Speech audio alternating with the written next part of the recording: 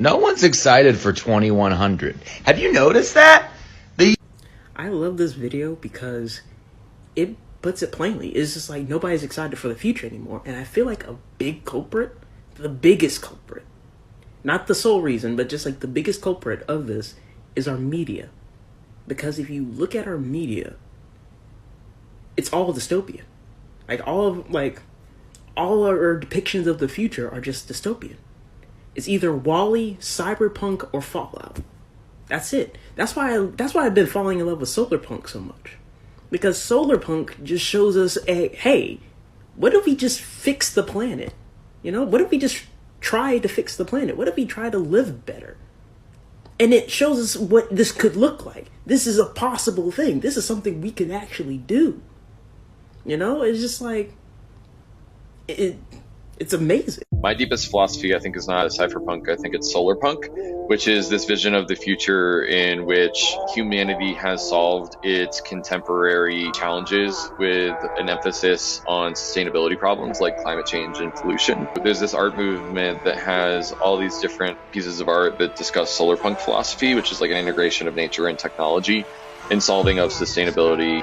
And so Ethereum is solarpunk to me, and I find those ideas to be really inspiring. Let's look at Wakanda from Black Panther. It's probably one of the few iconic solarpunk visions from Hollywood. It's the most technologically advanced country in the world, but instead of a city like this, it's surrounded by sweeping valleys and mountains. Technically, Wakanda doesn't qualify as solarpunk because it's a matriarchal society, and it's not really culturally diverse, but there is a beautiful integration of technology into the city's fabric.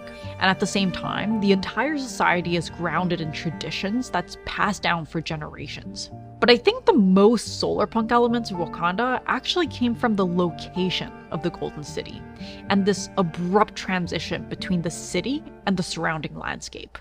In my post the other day arguing against dystopias and in favor of utopias, especially solarpunk and hopepunk, someone in the comments mentioned the Chobani yogurt commercial, which is what you're seeing above right now. Hi, I'm Matt Hirschberger. I'm a writer who talks about facing bleak times with hope, imagination, curiosity. Give me a follow if that's your thing. But let's talk a little bit more about this. So the version you're watching above has actually had all of the logos taken out of it. It's been decommodified by the YouTube user Waffle to the Left, who astutely noticed that it doesn't make a ton of sense to talk about a sustainable future when it's coming from an advertisement from a dairy company. The dairy industry obviously has a massive negative impact on the environment, which makes this commercial actually an example of greenwashing, but that doesn't mean that what it's showing isn't still very cool and something worth engaging with.